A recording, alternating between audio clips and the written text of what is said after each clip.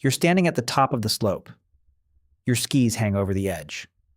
Your heart is pounding, and you tell yourself it's excitement. It isn't. That feeling pressing against your ribs is older than the sport beneath your feet, older than the resort, older than the word ski itself. The first humans who strapped wood to their feet and slid across frozen ground were not chasing a thrill. They were trying not to die. The story you've been told is wrong. Skiing was not invented for fun. It was invented for survival. Picture a landscape with no roads, no towns, just snow stretching in every direction, deeper than a person is tall. Winter in the far north did not arrive gently. It buried everything. And for the people who lived there, the snow was not a playground. It was a wall. You could not walk through it. Each step sank you to the waist. A short trip became an exhausting crawl, and an exhausting crawl in deep cold is how people froze to death. To survive the winter, your ancestors needed a way to stay on top of the snow instead of sinking into it. So they made one. Archaeologists have found fragments of ancient skis preserved in bogs and frozen ground across Russia, Scandinavia, and China. The oldest pieces are more than 8,000 years old. Think about that. People were skiing before they were farming, before the wheel, before written language. The ski may be one of the oldest tools humanity ever invented, and almost no one knows it. There are cave drawings to prove it. In the Altai Mountains on the border of China, Russia, and Mongolia, there are rock carvings believed to be 10,000 years old. They show human figures on long, thin runners, holding a single pole, chasing animals across the snow. These were not athletes. They were hunters. And the snow was their advantage. Here is the part that changes everything. An animal in deep snow is trapped. A deer, an elk, a wild horse, all of them sink. Their thin legs punch through the surface and they flounder, burning energy, going nowhere. But a human on skis glides across the top. For the first time in the long contest between people and prey, the human was faster. The hunter could simply slide alongside the exhausted animal and end the chase. So the question is not who first skied for sport. The real question is far stranger. Who first skied to eat? And the answer is almost everyone who survived the northern winters. Skiing was not a hobby. It was the difference between a full belly and starvation. But survival was only the beginning. If you can move across snow faster than your enemy can, you do not just hunt better, you fight better. And this is where the calm origin story turns dark. Around the year 1200, in the kingdoms that would become Norway and Sweden, soldiers learned to ski. Not for sport, for war.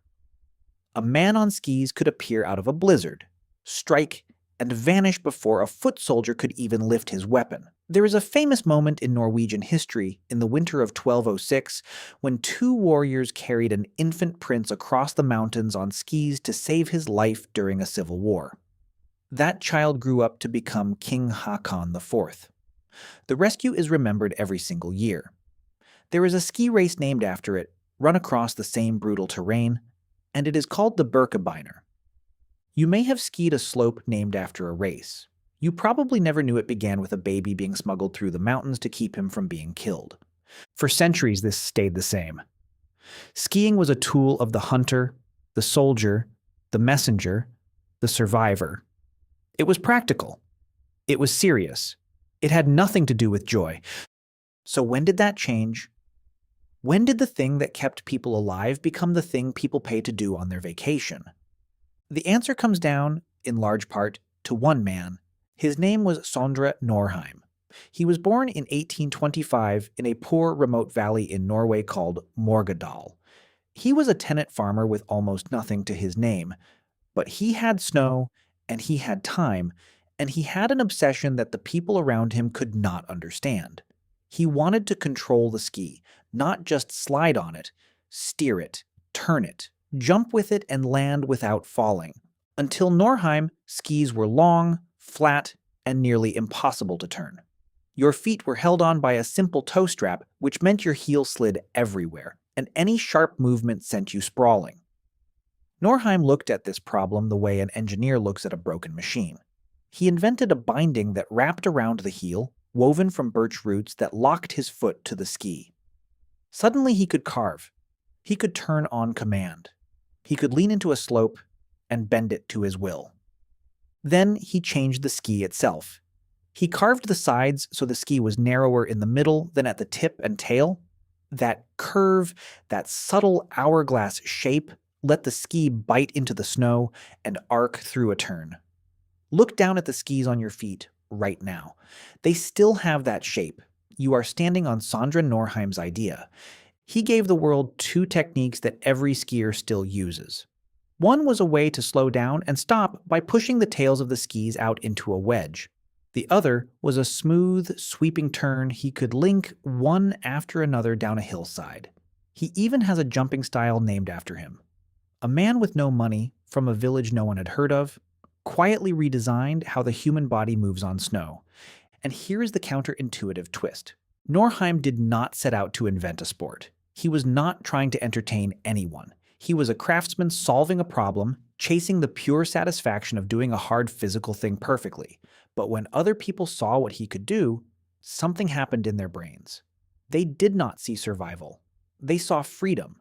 They saw a person flying down a mountain, fully in control, defying gravity, and they wanted that feeling for themselves. That feeling is the whole story. And it lives inside you, too.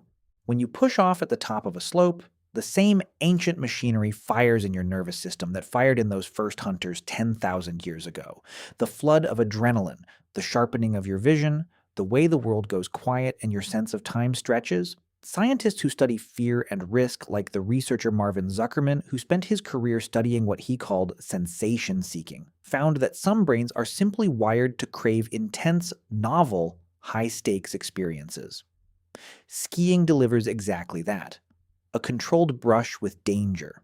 Real enough to wake the ancient survival systems in your body, safe enough that you walk away grinning.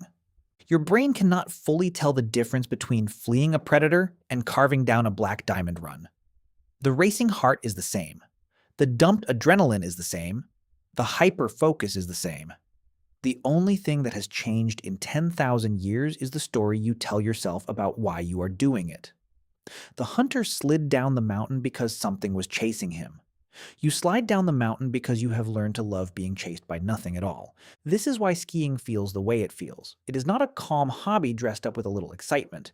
It is one of the oldest survival behaviors of our species, replayed for pleasure. Every time you tip over that edge, you are reenacting a hunt that kept your ancestors alive through winters you cannot imagine. The fear at the top of the slope is not a flaw in the experience, it is the experience. It is your body remembering something your mind has forgotten. There is a strange comfort in that. The shaking in your legs, the breath you cannot quite catch, the voice that whispers you should not do this. None of it means something is wrong with you. It means something is deeply right. It means tens of thousands of years of instinct are still in there, still working, still ready. So think about the people who carved those first skis from a single piece of wood. They had no resorts, no lifts, no warm lodge waiting at the bottom. They had only the cold, the snow, and the knowledge that their next meal was somewhere out in the white, faster than they were. Unless they could find a way to be faster still. They built that way out of birch and bone and pure necessity, and in doing it, without ever meaning to, they invented one of the greatest feelings a human being can have. You inherited it. Every skier did. So the next time you stand at the top of a slope and your skis hang over the edge and your heart pounds and you tell yourself it's excitement, remember what it really is. It is 10,000 years of survival, coiled inside you, waiting for you to push off and run for your life.